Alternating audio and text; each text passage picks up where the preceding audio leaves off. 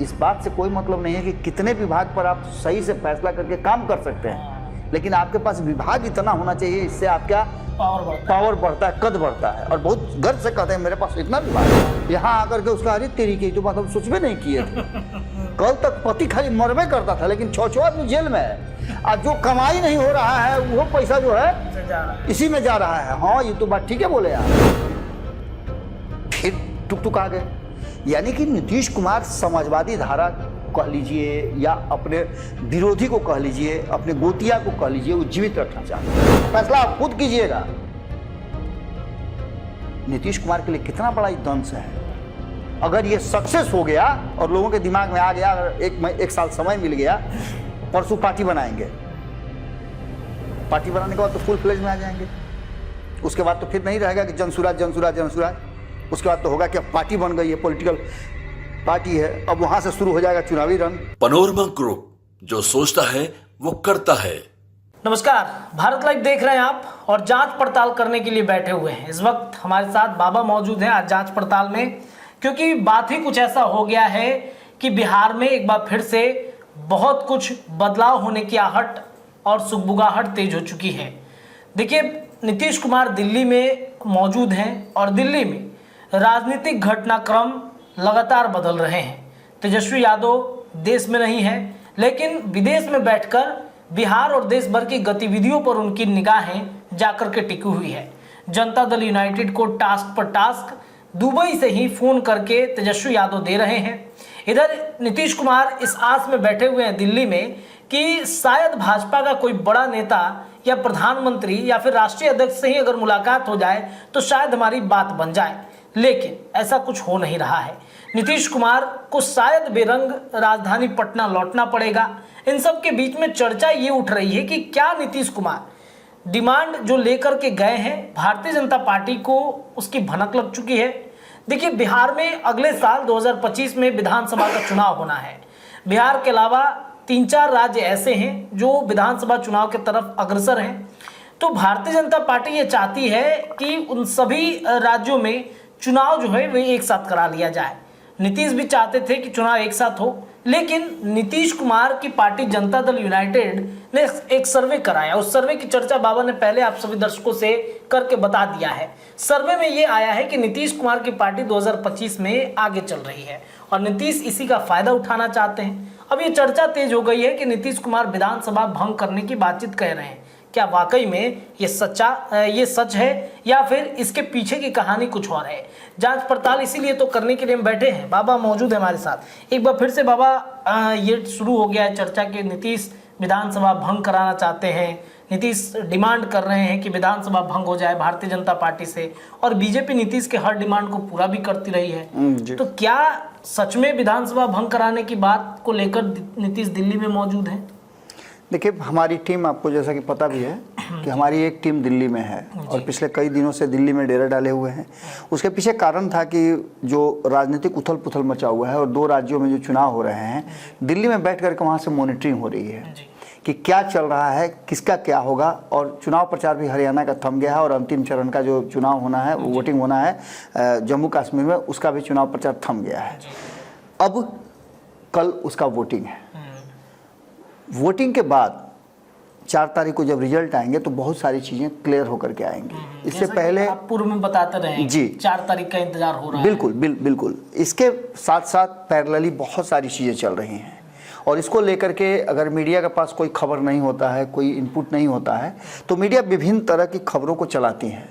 ये खबर अब चलना शुरू हो गया है कि नीतीश कुमार दिल्ली में बैठे हुए हैं, डेरा डाले हुए हैं, तो निश्चित रूप से वो कोई बड़ा फैसला करने के लिए बैठे हुए हैं। और अचानक से इस बड़े फैसले के साथ साथ राज्यपाल का दिल्ली में होना, सम्राट चौधरी का अचानक से दिल्ली के लिए प्रस्थान कर जाना, बुला लेना, बुलावा आ जाना, लेकिन इन सब के बीच में नीतीश कुमार के को लेकर के और एनडीए गठबंधन को लेकर के अभी तक ये बात पता नहीं चली है कि नीतीश कुमार के साथ कोई मीटिंग होनी है।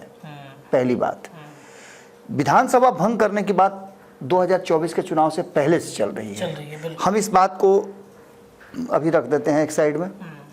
बाकी बातों से होता हुआ कैसे उसकी कड़ी जुड़ रही है, हम इस बात को लेकर के वहाँ तक पहुँचते हैं।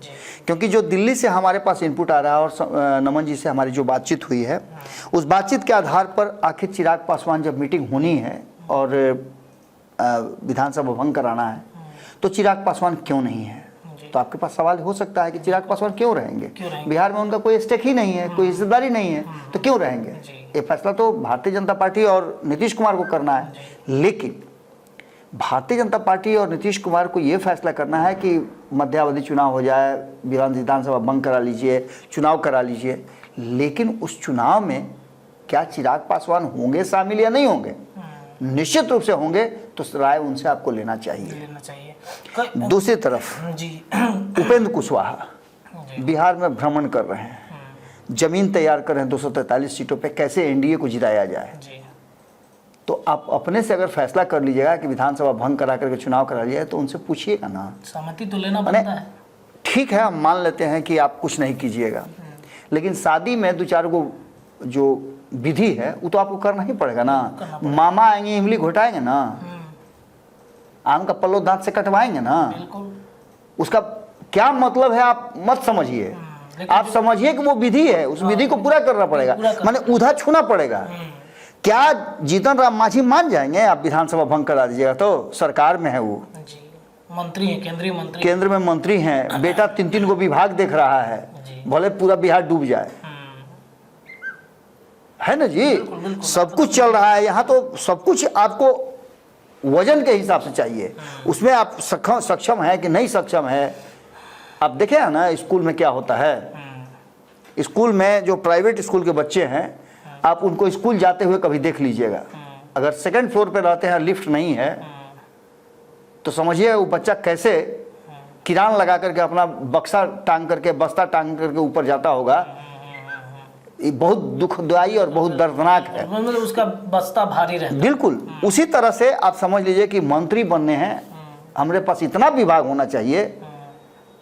इस बात से कोई मतलब नहीं है कि कितने विभाग पर आप सही से फैसला करके काम कर सकते हैं, लेकिन आपके पास विभाग इतना होना चाहिए, इससे आपका पावर बढ़ता है, कद बढ़ता है, और बहुत गर्व से कहते हैं मेरे पास इतना विभाग है। उस विभाग में भले ही काम हो ना। बिल्कुल, ये सभी परिस्थितियां इस बात की तरफ इशारा कर रही हैं कि नीतीश कुमार दिल्ली में जो डेरा डाले हुए हैं, तो अब तक उनसे बातचीत क्यों नहीं हुई।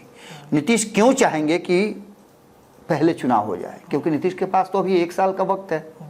1 साल तो नीतीश कुमार अभी मुख्यमंत्री रहेंगे, उनको कोई छेड़छाड़ नहीं कर सकता है। न परिस्थितियां ऐसी बनी है कि कोई दूसरा सरकार बना ले। 1 नेशन 1 इलेक्शन हो गया तो तब 5 साल और बढ़ जाएगा। बिल्कुल, अब ऐसी स्थिति में अगर मान लेते हैं कि नीतीश कुमार को लेकर के 1 नेशन 1 इलेक्शन की बात तो हमने आपको बताया ही कि 1 नेशन 1 इलेक्शन 2029 में संभवतः होना है, तो उससे पहले जो परिस्थिति रहेगी उसके हिसाब से कि जितना साल जिसका बचेगा चुनाव होना है, वो सब सारी परिस्थितियां हमने स्पष्ट करके बता दिया है कि उसमें कुछ अमेंडमेंट है जो करने पड़ेंगे, वरना ये होना नहीं है। आधा राज्यों से आपको लेना पड़ेगा कॉन्सेंट, हामी भरवानी पड़ेगी, वो भी कराना पड़ेगा। तो अभी 50-50 से ज़्यादा का चांस है। ये पूरा मैंने डिटेल्स में बताया है, आप भारत लाइव पे उसको देख सकते हैं, आप भारत लाइव गुजर सकें तो। लेकिन अभी जो वर्तमान परिस्थिति है, तो आप सीधे आपके पास सवाल होगा कि क्यों विधानसभा भंग होगा। विधानसभा इसलिए भंग होगा कि नीतीश कुमार को ऐसा लगता है कि अगर अधिक समय दिया गया और थोड़ा और इंतजार किया गया, अपने तैयारी करने की कोशिश की गई, तो वो तैयारी पॉजिटिव नहीं नेगेटिव हो जाएगी। नेगेटिव क्यों होगी? तो एक तरफ प्रशांत किशोर लगातार अपनी तैयारियां कर रहे हैं, नीतीश कुमार की दुखती रग और जो उनकी कमियां हैं उसको आइडेंटिफाई करके लोगों तक लेके जा रहे हैं। प्रशांत किशोर ने जिन चीज़ों पर, जिन बातों पर लोगों का ध्यान आकृष्ट कराया है, उन बातों में नीतीश कुमार तो बुरी तरह से फंसते नजर आ रहे हैं ना। एक तरफ जहां वो लालू प्रसाद के 15 साल के शासन की बात करते हैं, बिहार का क्या स्थिति था वो भी कहते हैं, उनकी बातों को प्रमाणित करने के लिए नीतीश कुमार काफ़ी हैं। जब प्रशांत किशोर कहते हैं कि 2005 से पहले का बिहार कैसा था, तो नीतीश कुमार कहते हैं कि हम ही ने ठीक किए। दैट मीन्स कि 2005 से पहले का बिहार ठीक नहीं था। तो प्रशांत किशोर की ये बात तो नीतीश कुमार ऑथराइज कर देते हैं। अब आगे प्रशांत किशोर अगर महिलाओं से पूछते हैं कि बताइए शराबबंदी के बाद आपके जीवन स्तर में क्या सुधार हुआ, तो महिलाएं उनको बताती होंगी बिल्कुल। फिर ये सुधार होगा, ये सुधार हुआ, वो सुधार। कितने लोग आपके घर से जेल में गए हैं? ला, यहां आकर के उसका अरे तेरी की तो बात हम सोच भी नहीं किए थे। कल तक पति खाली मरबे करता था, लेकिन 6 आदमी जेल में है। आज जो कमाई नहीं हो रहा है वो पैसा जो है पैसा जा रहा है, इसी में जा रहा है। हाँ, ये तो बात ठीक है बोले आप, यानी शराबबंदी ठीक था। एक और बात है, कितने लोग जहरीली शराब से मरे हैं। बिल्कुल, इसका भी आंकड़ा उन्होंने दिया है। लगभग 150 से ज्यादा लोग, 180 के आसपास लोगों का, 176 लोगों का आंकड़ा भी दिया था कल जो बातचीत कर रहे थे। तो उन्होंने आंकड़ा भी दिया था कितने लोग जहरीली शराब से मरे। इतने लोग ये किए। एक आंकड़ा मेरे पास था, उस आंकड़े को अगर हम देखें तो शराबबंदी का 2016 से जब से लागू हुआ है तब से 8.44 लाख केस दर्ज हुए हैं। 8.5 लाख के आसपास खाली शराबबंदी के केस दर्ज हुए हैं। इसके अलावे 12.80 यानी कि 12.80 माने करीब लगभग 13 लाख के आसपास लोग जो हैं वो गिरफ्तारी हुई है। इसके बाद 5.20 को सजा हुई है, माने 5,20,000 लोगों को सजा हुई है। और जहरीली शराब से मरने वालों की संख्या 156 है।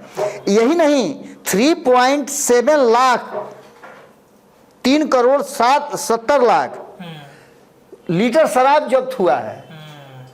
उसके बाद सरकार का राजस्व का जो घाटा हो रहा है वो तो हो ही रहा है। ये सभी परिस्थितियां कहीं ना कहीं इस बात की तरफ इशारा कर रही हैं कि नीतीश को इस बात का डर है कि जो शराबबंदी में हुआ है और जितना लोगों के प्रति शराबबंदी को लेकर के लोग खुल करके नहीं बोलते हैं। अब आप किसी से पूछ देगा शराबबंदी ठीक है कि खराब है, भारी पियक्कड़ होगा वो कहेगा नहीं एकदम बढ़िया है, हिल रहा है, बॉडी उसका स्थिर नहीं है, शराब पिए हुए है, फिर बोले कि ठीक है, बैक डोर से शराब मंगा के पिए हुए है ब्लैक वाला, और कह रहे नहीं एकदम ठीक है। नीतीश कुमार जी एकदम नहीं, किसी नेता से पूछ लीजिए रोज शराब पीता है, उस नेता से भी पूछ लीजिएगा तो भी कहेगा नहीं शराबबंदी ठीक है। कितना लोग शराब पीने के लिए बिहार छोड़ के जाते हैं, बगल में उत्तर प्रदेश चले जाते हैं, नेपाल चले जाते हैं, बंगाल चले जाते हैं, झारखंड चले जाते हैं। कुछ करना थोड़ा है, खाली टप जाना है। तो ऐसी स्थिति में ये जो सारा रेवेन्यू है वो उधर जा रहा है। हाँ ठीक है, एक समाज सुधार की दृष्टि को देखा जाए तो बहुत बढ़िया कदम है। इस कदम से 2016 में मैंने कई बार बताया है कि शराबबंदी का मैं सबसे बड़ा समर्थक था, सबसे बड़ा पक्षधर था। कई जगहों पे जो सरकारी ठेके खोल रहे थे उसको भी बंद कराने का जिम्मेवार मैंने लिया था और मैंने आंदोलन किया था, धरना प्रदर्शन किया था। जो रिकॉर्ड है 16 का देख लीजिए आप, रिकॉर्ड में सब कुछ नजर आएगा। अपने ऑफिस के बाहर मैंने पूरा रोड ब्लॉक करके धरना प्रदर्शन किया था कि शराबबंदी अगर हो रही है तो पूर्ण शराबबंदी हो। लेकिन शराबबंदी जिस स्थिति में है और जिस तरह की बातें चल रही हैं वो कहीं ना कहीं घाटे का सौदा हो रहा है। अब ऐसी स्थिति में शराबबंदी भी एक मुद्दा हो गया। दूसरा, जैसे जैसे वक्त बीत रहा है वैसे वैसे उनका विरोधी जो है कमजोर हो रहा है।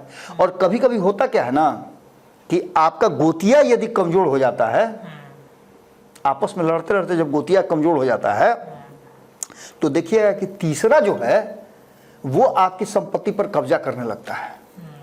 कभी इस बात को महसूस किए हैं कि आपस में दो गोतिया लड़ जाता है तो वो कहता है कि अच्छा तो तुम्हारा के डिस्टर्ब करता रहनू, आधा काठा जौन बानू जन रस्तवा बड़ू हमार वह बेच देता नहीं जो यह कौन हो जालो, वो आधा काठा बेच दिया। अब आपकी मजबूरी हो गई कि आपका 1 बीघा है वो बेचना पड़ेगा क्योंकि आपके पास रास्ते नहीं है, रास्ते ही नहीं है जी। तो गोतिया के लड़ाई में घाटा होता है। नीतीश कुमार बात अच्छी तरह समझते हैं, इसीलिए लालू प्रसाद को कभी वो मरने नहीं दिए हैं। पॉलिटिकली मौत लालू प्रसाद की होने नहीं दिए हैं। 2005 से लेकर के 2013 तक लालू प्रसाद को खूब कोसे, उसी लालू प्रसाद को 2015 में जीवित करते हैं, फ्रेम में ले आते हैं, सरकार में ले आते हैं। 2 साल तक उनको जीवन दान दे करके और कहते हैं कि अब वेंटिलेटर से उतर गए हैं, अब पैदल चलेंगे। पॉलिटिकली वो स्टेबल हो जाते हैं, उनके बेटे तैयार हो जाते हैं तो नीतीश को फिर से बूस्टअप डोज मिल जाता है कि अच्छा भाजपा को इसी से डराना है, यही छाकुन है जिससे पिटना है। वैसी स्थिति में आप समझ लीजिए कि क्या करते हैं सबको पता है। 2020 के चुनाव में, 2019 के चुनाव में जब शून्य फिर हो जाते हैं, 2019 में तो शून्य हो गए, 2020 में लाख प्रयास के बाद भी सत्ता पर नहीं आए, फिर 1.5 साल के बाद 2 साल के बाद नीतीश कुमार को लगता है कि अरे कहीं खत्म हो जाएगा तो काम गड़बड़ा जाएगा, ये सब हमको दबाव बना रहा है, इसका 74-75 को सीट हो गया, इन्होंने मिला जुला के 80 को पहुंच गया, अच्छा कहीं दाएं बाएं कर लिया तो खेल गड़बड़ा जाएगा। ऐसा करते हैं कि फिर पलट जाते हैं। वो नीतीश कुमार फिर उधर चले गए। फिर जाकर के तेजस्वी यादव को थोड़ा देह हाथ से बरियार किए, दूध घी खिलाए, फिर टुक आ गए। यानी कि नीतीश कुमार समाजवादी धारा कह लीजिए या अपने विरोधी को कह लीजिए, अपने गोतिया को कह लीजिए, वो जीवित रखना चाहते हैं, जिससे कि तीसरा कोई कब्जा ना करे। जब तीसरा कोई कब्जा करना है तो दोनों मिल करके उसको दबोच ले। यही भाजपा के साथ हो रहा है। अब ऐसी स्थिति में दोनों कमजोर हो रहे हैं प्रशांत किशोर के आने से। एक तरफ मैं कई बार बता चुका हूं कि एक तरफ जो मुस्लिम वोट बैंक है उस पर जबरदस्त धावा बोल रहे हैं प्रशांत किशोर। टूटता है कि नहीं टूटता है ये बात देखा जाएगा, लेकिन जिस तरह का वो मीटिंग्स कर रहे हैं, जिस तरह से मुस्लिम समाज के लोग उनके तरफ भागे भागे जा रहे हैं, जैसे आप भेड़ को देखे हैं ना जी, कि एक भेड़ का जो आगे जहाँ चलती है उसके पीछे पीछे सब चलते हैं। वो नदी हो, नाला हो, ऊंचा हो, खाला हो, कुछ भी हो, देखिएगा उसके पीछे पीछे ही चलेगा, रास्ता इधर उधर नहीं बदलता है जी। उसी तरह से ये भेड़ चाल है। जैसे ही कोई समाज किसी पार्टी के साथ अटैच होता है तो बाकी के लोग भी उसके पीछे पीछे चल देते हैं। अब जो वर्तमान परिस्थिति बनी है उसमें प्रशांत किशोर मुस्लिम वोटर को अगर डैमेज कर देते हैं तो निश्चित रूप से तेजस्वी यादव कमजोर होंगे, और तेजस्वी कमजोर होंगे तो नीतीश कमजोर होंगे, नीतीश कमजोर होंगे तो भाजपा दबाव बनाएगी। तो क्यों कमजोर होने देंगे? ये भी एक कारण है कि मध्यावधि चुनाव वो चाहते हैं कि विधानसभा भंग करके अभी चुनाव कर लिया जाए, जो होना होगा अभी जैसे हो जाएगा। ये तीसरा तो नहीं ना आएगा, 5 साल के लिए तो हम बुक हो जाएंगे ना। इसके अलावे जमीन सर्वे का मामला कितना पेचीदा हो गया है, हर परिवार में नीतीश कुमार के प्रति गुस्सा है जी। कारण है कि रिकॉर्ड ही नहीं है। आज़ादी के बाद पहली बार सर्वे कराने का इन्होंने बीड़ा उठाया। जी। इस तरह का खरखाई वाला काम तो नीतीश कुमार करते हैं। जितना खरखाई वाला काम है नीतीश कुमार करते हैं। लालू के नाक में लालू का कौन नाथेगा? तो नीतीश नाथेंगे। दिल्ली में और कोई नहीं था, समझिएगा। न भाजपा में कोई उतना बड़ा नेता था जी, न जदयू में कोई उतना बड़ा नेता था, न समता पार्टी में था, न कहीं कोई नेता था। नीतीश कुमार सबसे बड़े नेता थे जो लालू प्रसाद को नाथ सकते थे, और उनको 2005 में ले करके बैठा दिया गया बिहार में। इसमें कोई दो राय नहीं है कि नीतीश कुमार मजबूत नेता हैं, नाथना जानते हैं। जी, जी, जी। लेकिन नीतीश कुमार की भी एक सीमा न है। नीतीश कुमार अचानक से जिस तरह से पूछना शुरू कर दिया है प्रशांत किशोर ने महिलाओं से, अच्छा ये बताइए आपका बेटा क्या करता है? का कर हो बुआ, देखा ना हा का कर रही थे, दिन भर गोली खेला हवा, जाके बैठ के ताश खेला हवा, का है नौकरी नहीं कर रहा है, कितना तक पढ़ा? अरे पढ़ेला कोची का ही बुआ, खेत बेच बेच के पढ़ाई है, खेत बेच के पढ़ाई है बुआ। जी, जी। और जाना हूँ वो कहा ना का कहा, ग्रेजुएट कहा है ना, ग्रेजुएट हवा। ये बताइए कि लालू का 9वां फेल बच्चा मुख्यमंत्री बनने का सपना देख सकता है, उप मुख्यमंत्री बन सकता है, मंत्री बन सकता है, आपका बेटा सीधे स्ट्राइक। अब यहाँ इस महिला का जो है दिमाग खुला करे, हाँ ये तो ठीक है बोल रहा है, किसके लिए वोट कीजिएगा? हम अपना ला कर भाई, बस जा एक वोट वहीं कट गया। नीतीश बाबू कुछ किए हैं आपके बेटा के लिए? कुछ कर लिया, आवारा बना दे, कहाँ नौकरी मिली थी? ला यहाँ फिर नया खेल हो गया, यहाँ भी नीतीश कुमार का वोट कट गया। एक तरफ जहाँ एक समाज का पूरा वोट काटने की तैयारी चल रही है, वहीं दूसरी तरफ एक खास महिला वर्ग जो हिडन वोटर है नीतीश कुमार की, उस पर विशेष फोकस है। क्योंकि प्रशांत किशोर ने कहा है कि आपको जितनी आबादी आपकी है उसके हिसाब से हम आपको 35% आरक्षण देंगे, यानी कि 243 सीटों में 40 से ज्यादा सीटें आपको हम दे करके चुनाव लड़वाएंगे। आप अपने बेटा को नौकरी देने का फैसला आप खुद कीजिएगा। नीतीश कुमार के लिए कितना बड़ा दंश है। अगर ये सक्सेस हो गया और लोगों के दिमाग में आ गया, अगर एक साल समय मिल गया, परसों पार्टी बनाएंगे, पार्टी बनाने के बाद तो फुल फ्लेज में आ जाएंगे। उसके बाद तो फिर नहीं रहेगा कि जनसुराज जनसुराज जनसुराज, उसके बाद तो होगा कि अब पार्टी बन गई है, पॉलिटिकल पार्टी है, अब वहां से शुरू हो जाएगा चुनावी रन। तो निश्चित रूप से एक एक स्टेप करके बढ़ेंगे ही ना। और ये वही लोग उसमें शामिल हुए हैं जो कभी नीतीश कुमार के विरोधी रहे हैं, कभी लालू प्रसाद के विरोधी रहे हैं, कभी भाजपा के विरोधी रहे हैं। वैसे ही लोग ना वहां जाकर के टिके हुए हैं, कोई नया थोड़े आया है। और बाकी के लोग जो प्रताड़ित हैं, जो बुद्धिजीवी हैं, जिन्होंने कभी झोला ढोया है किसी नेता का, IAS IPS क्या करते हैं? IAS IPS से झोला ढुआया जाता है। हमने तो देखा है कि खैनी तक बनवा करके खाता था लोग।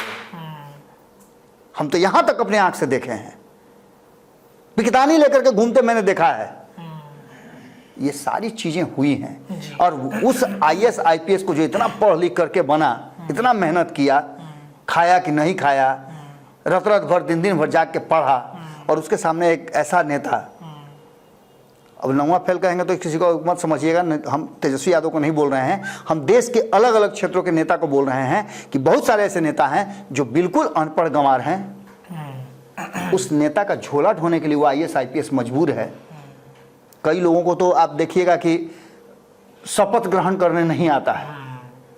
इस बिहार में भी कई लोग हैं जी, बिल्कुल, जो शपथ ग्रहण करने के लिए वो पढ़ा तक नहीं जाता है शुद्ध, और वैसे लोगों का झोला ढोने के लिए IAS IPS को मजबूर होना पड़ता है। वो IAS IPS को अगर मौका मिलता है तो क्या करेगा? अपना झोला किसी और से ढुलवाने के लिए तैयार होगा ना जी। वो सारा अवसर प्रशांत किशोर दे रहे हैं। तो ऐसी स्थिति में नीतीश कुमार को ऐसा लगता है कि अगर चुनाव वक्त से पहले हो जाएगा तो प्रशांत किशोर को पनपने का मौका नहीं मिलेगा। 5 साल के लिए तो बुकिंग हो जाएगा, अब 5 साल के बाद ना प्रशांत किशोर से, तब तक नीतीश कुमार थक जाएंगे, हार जाएंगे, संन्यास ले लेंगे। लेकिन 5 साल के लिए तो अपने आप को बुक कर लेंगे। ये सारी परिस्थितियां इस बात की तरफ इशारा कर रही हैं कि नीतीश कुमार कहीं ना कहीं डिमांड छोड़ दिए हैं, और डिमांड करने के बाद दिल्ली में जो घचर पचर मचा हुआ है पिछले 1 महीना से, क्योंकि नीतीश कुमार से मिलने के लिए जब JP नड्डा आए थे तो वो JP नड्डा भाजपा के प्रतिनिधि के रूप में आए थे, मित्र के रूप में नहीं आए थे। इसलिए नहीं आए थे कि JP नड्डा बिहार में पले बढ़े हैं और यहाँ पढ़े लिखे हैं और नीतीश कुमार के साथ आंदोलन के साथ ही रहे हैं। वो भारतीय जनता पार्टी के प्रमुख के नाते आए थे और ये स्ट्रेटजी बनाने के लिए आए थे कि आगे हमको कैसे राजनीति करनी है। उसमें नीतीश कुमार ने सीधे कह दिया कि अब यही मौका है, अगर आप देर कीजिएगा, चुनाव में 1 साल वेट कीजिएगा तो जाइएगा।